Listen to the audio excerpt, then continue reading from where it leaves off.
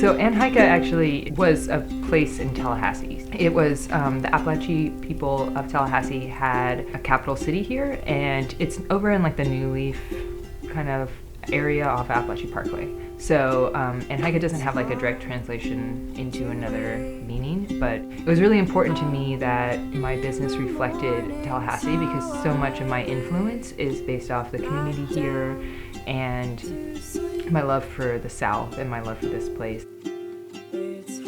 My name is Marina Mertz and I was born in Tallahassee, so I just stayed. I had started kind of playing around with selling things at markets just as a way to make some money while I was in college, and when I finished and I got my undergrad degree, I was supposed to apply for grad school and I just never did. It was just like this looming, oh, you should apply for grad school thing, and instead I opened up a little small shop, renting space out from the community bike shop, Crank It Up.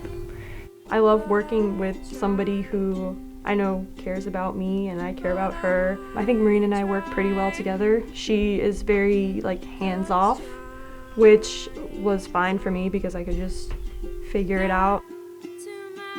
My name is Adriana and I moved here in 2010 to go to school at FSU. I do like knowing a trade. Sometimes it's just like frustrating and boring, like sitting and like cutting stuff for hours or like sewing stuff for hours.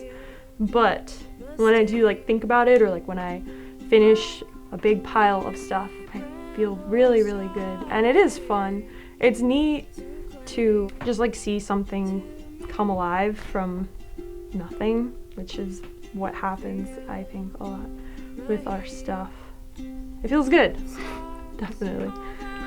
I think one of the biggest things with something like that is picking local instead of corporate is that you're getting something that an individual that you can go and talk to in person about the product that they made.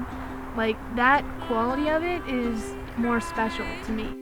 So when I first started making bags, I actually was using all reused materials, and that was important to me because the fabric industry is really horrible and wasteful.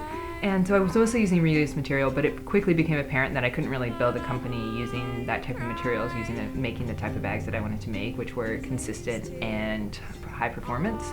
And so I started looking at materials that I could create or buy. So we just went with 100% beeswax. We were able to drive about an hour westward and get our wax from Bristol, Florida, and there's a family there. They have a multi-generation business where they have been keeping bees for a long time in their family. Just the texture and the style and like look, I think it's more genuine and it matches like how I feel about nature, those types of qualities, and like even in how I dress, how I talk and things like that, I just feel like it matches the same wavelength.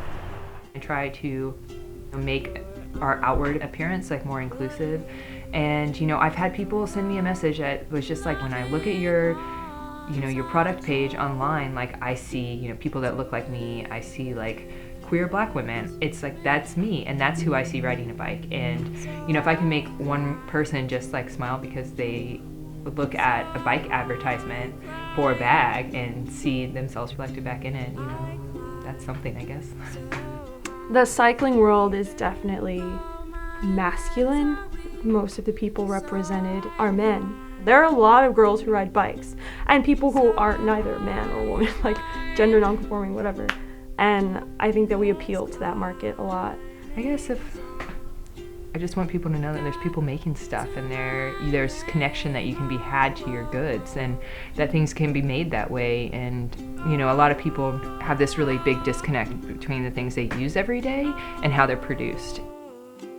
But I just like to let people know to like get out there and have fun and get on their bikes. And the reality is that bikes are for everyone.